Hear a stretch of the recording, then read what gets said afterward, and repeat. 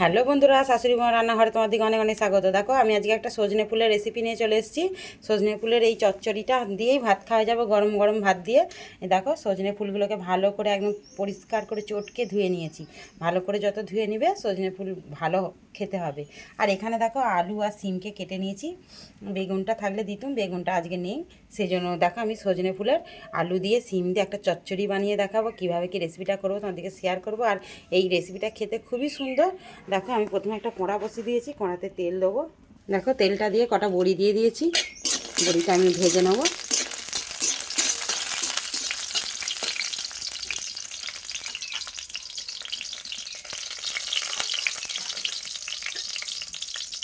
বড়িটা ভেজে তুলে নিয়ে তোমাদেরকে আবার শেয়ার। দেখো বন্ধুরা, ওই তেলেতে এবারে আমি দিয়ে দেবো একটা লঙ্কা আর কালা জিরে। এতে আর কিছু দিতে লাগে না সেরকম। দিয়ে আমি আলুটা সিমটা ভেজে নেবো।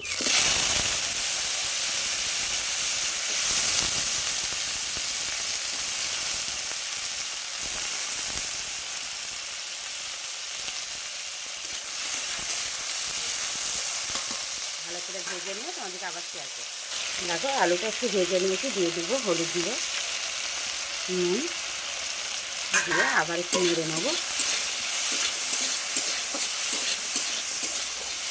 আর এতে সেরকম কিছু মশলা ব্যবহার করতে লাগে না, এমনি খেতে খুবই সুন্দর। আমি ভাজা করে দেখেছি, চচ্চড়িটা বানিয়ে আজকে তোমার দিয়ে শেয়ার করছি। দেখো এবারে ফুলগুলো দিয়ে দেবো, দিয়ে ওর সঙ্গে নাড়বো।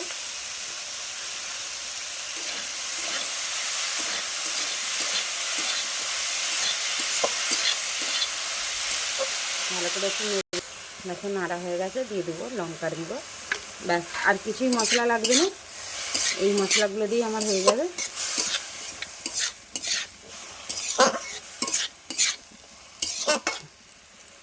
অল্প করে জল দেবো, ফুল থেকে একটা জল বেরোবে, অল্প করে জল দেবো।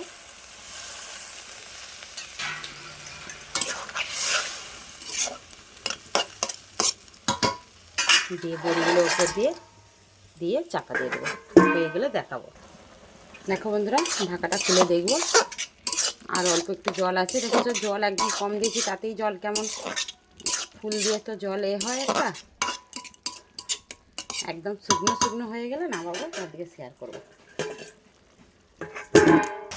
দেখো তরকারিটা হয়ে এসছে।